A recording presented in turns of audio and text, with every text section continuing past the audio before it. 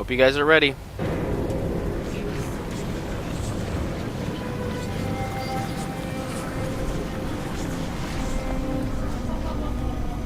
Remarkable. So you followed me here. You are stubborn. And I admire you for that. But you should never have come. I have restored the Archons to life. Just as I promised. All this for what? To win a crown? Yes. To take back this kingdom, as is my right. The Archons are not all that has returned. The power of creation still lives in this grove. What's up? And anything can be born anew. I'm doing. Even the creator gods themselves. I fear that we are perilously close to witnessing thaumaturgical history, and then dying horribly. Dungeon Siege 3. Not bad.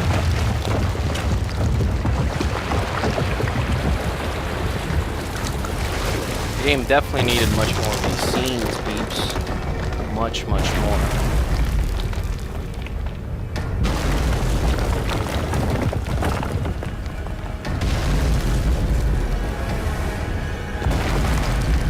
Alrighty then.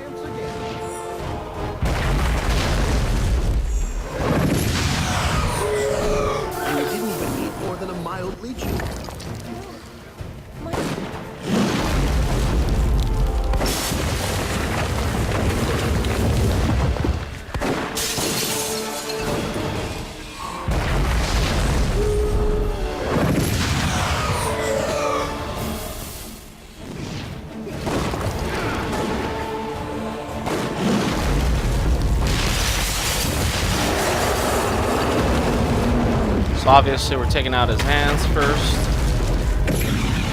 Uh-oh.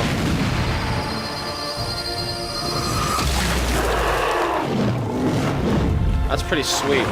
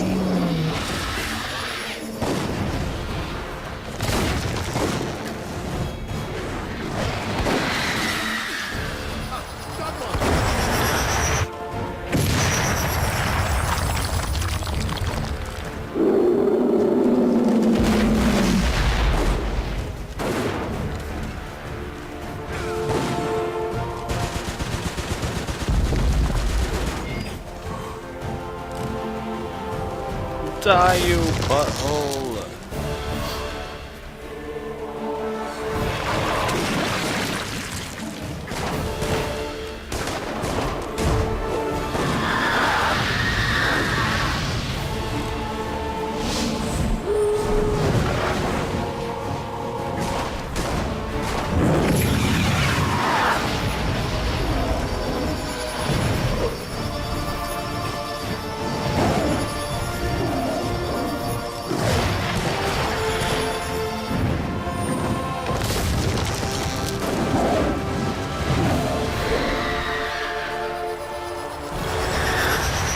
Oh.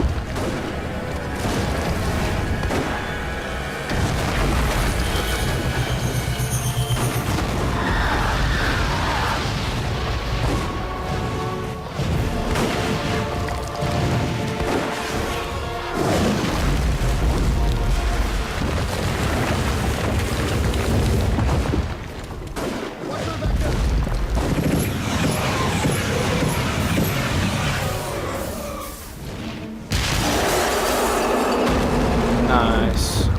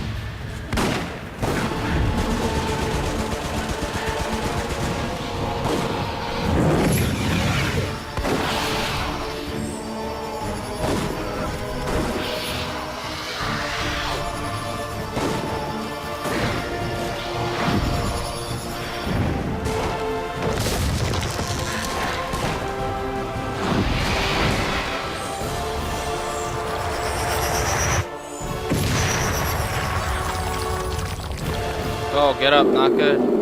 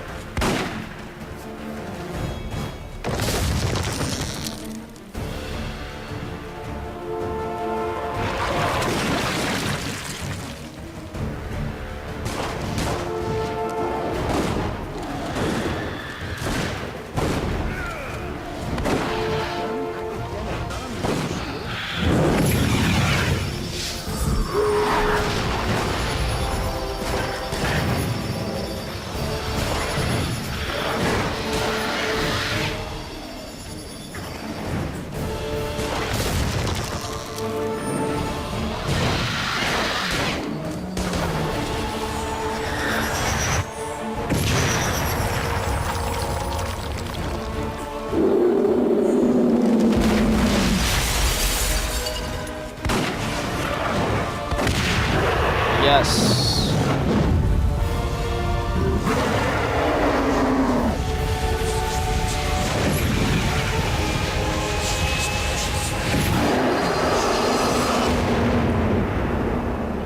I think I did it, guys. First try, baby. Woo! With Reinhardt down. They are gone. The voices of my mother's gods. I cannot hear them anymore. Not even a whisper. They are lost. You will not see them or hear them ever again. You lie, child. Or whatever you truly are behind that innocent face. No, Jane Cassandra. I speak the truth. What remained of your mother's gods has been destroyed, and the power of creation has fled this grove. It will never return. You told me that this forest grew from a seed of the first creation. Is it dead then? That cannot be. My mother searched for thousands of years, and this was the only remnant of her gods that she ever found. The power in this forest might have been used to restore the old gods and all their servants to life. Not the twisted half-life that you gave them, Jane Cassinder. A true rebirth, as they were at the dawn of the world. But you called upon that power to destroy, not to create. You twisted the power of creation to your own ends, until all that was left was an empty shell. Why did this power respond to Jane and no one else? Jane's mother was first sister. When she died, her fire passed to Jane. The first sister stood at the right hand of her gods.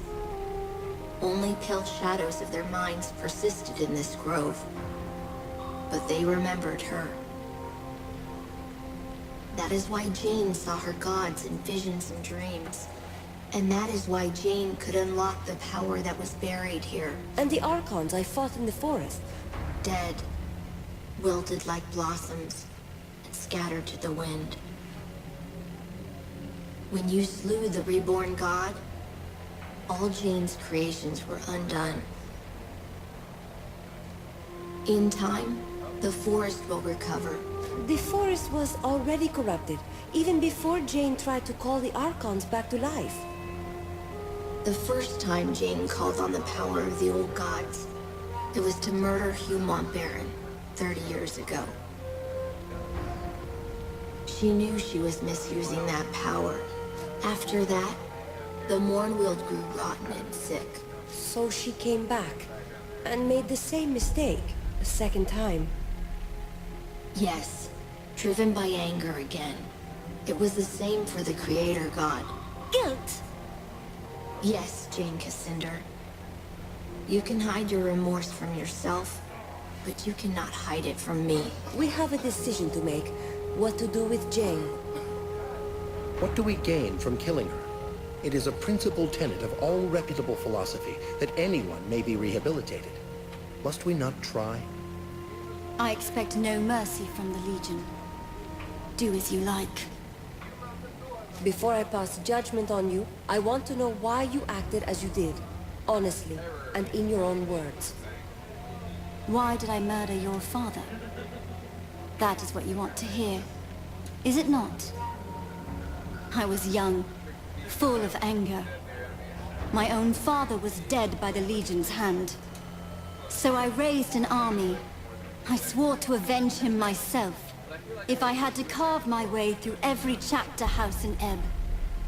If the other Legionnaires had handed over Montbaron, I would never have hunted them down. That was wrong of me. I should not have punished the whole Legion for Montbaron's sin. The Mournweald was sacred to your people. Montbaron lured me to this place. He believed that I would never dare to strike him down. He was wrong. You used the power of the Mournweald against him. Montbaron was so arrogant. That smug look on his face. I will never understand why the forest allowed him to enter. Perhaps your gods, or what was left of them. So my mother's gods were asking me to be merciful. I never thought of that. If that is true, You're sorry for killing the Legionnaires. I take no pride in the pain I caused you. No, I would kill him again. You asked for honesty. There you have it. You've told me why you destroyed the Legion. I will answer your question with one of my own. My father was a king. My mother a chief among her people and chosen of her gods. And Rosalind. She has the heart of a lamb. Would you trust the rebuilding of this kingdom to a sheltered little girl? If Rosalind falters, the Legion will keep the country whole. Be careful. Take too strong a hand, and the people will cast your Legion down again. I have no more questions. I've made my decision. And I am ready for your judgment, though I know what it will be. No, you won't die today. I promised Rosalind that I'd spare your life. Little Queen Mouse. I owe my life to that cringing girl. That is a fine irony. Am I Indeed. to be your prisoner, then? Paraded through the streets in a gilded cage.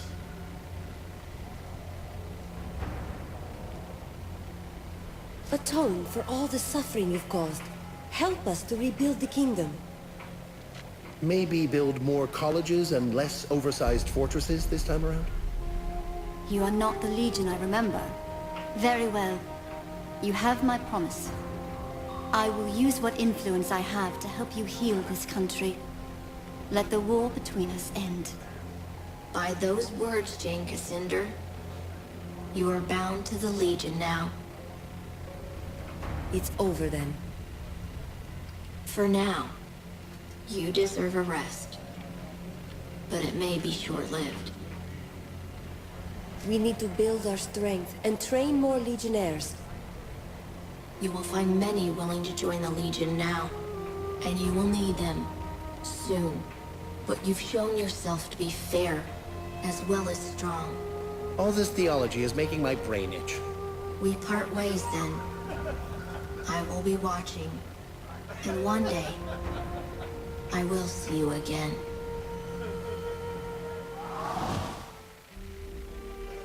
You bid farewell to the Radiant Youth, and he sent you back to our chapter house in Stonebridge, where I awaited your return. In the weeks that followed, news spread of Jane Cassinder's defeat. Her army scattered, giving us time to rest and regroup. Martin Guiscard returned safely from the Spire, along with Meister Wolf and the Automaton army. Only a few weeks later, elections were held in Stonebridge. Meister Wolf, who had been so public in his support of the Legion, almost won the office of mayor. But he was defeated in the end. Many people had wanted the dapper old gent to hang. They resented the fact that the Legion had spared his life, and they blamed poor Wolf. After the humiliating events in the Foundry, Meister Castle was forced to resign as Guildmaster of Ironmongers. The Cyclopses negotiated a new contract for higher wages, and with the help of Meister Fiddlewig, formed a new workers' union. For the first time in 100 years, they were permitted to leave the Foundry and spend their newfound wealth in the markets and taverns of Stonebridge. Cyclopses are becoming an increasingly common sight in Stonebridge, and many believe that they will eventually take their place as equal citizens of the town. Archambault du Payen, formerly known as the Dapper Old Gent, proved a valuable addition to the Legion. His knowledge of Legion magic allowed us to retake control of the Sentinels that had long guarded our chapter houses and estates. But the Gent couldn't leave our chapter house without drawing an angry mob. His confinement started to drive him mad. So he returned to his beloved Causeway, beneath an endless sky, and he dwells there still. With the reopening of the Heroes Crypt, pilgrims returned to the Rukenval, and merchants followed. The following winter was harsh, just as Lazar Basili feared. But thanks to the trade from the south, the people of Ravensrail stayed warm and fed. When spring came, many more pilgrims arrived, and the town of Ravensrail grew wealthy again. Lazar and his people built a new stone wall around the town, and reclaimed their abandoned houses and farmsteads from the forest. It is a happy change of fortune for a long-suffering town. In his last letter to me, Lazar added one other piece of news. Gunderic Manor has a new mistress, a witch called Leona. The manor has become a gathering place for scores of Lascanzi witches, many of whom are apparently quite beautiful. Lazar reports that the young men of Ravensrill have also begun frequenting the manor, much to the irritation of their mothers and wives.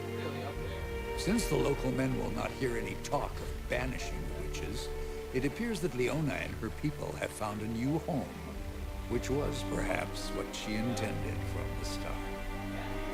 Queen Rosalind abandoned Glitterdelve, embarking on a tour of all the cities and towns in the West, meeting as many of her subjects as she could. The Queen showed all the energy of youth, And I think she fully expects to reunite the country in a matter of months, not years.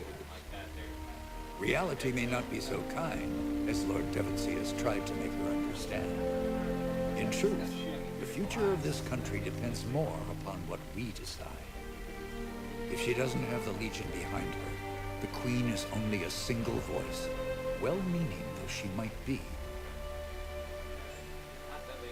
As for Devonsey himself, I think the man was impressed by your decision to spare Jane Cassinder, as the Queen had asked.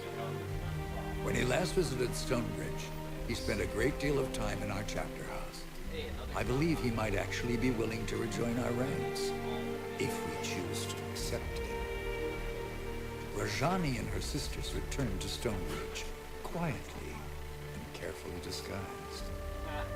Jane Cassinder's defeat affected them deeply, though not in the way I expected.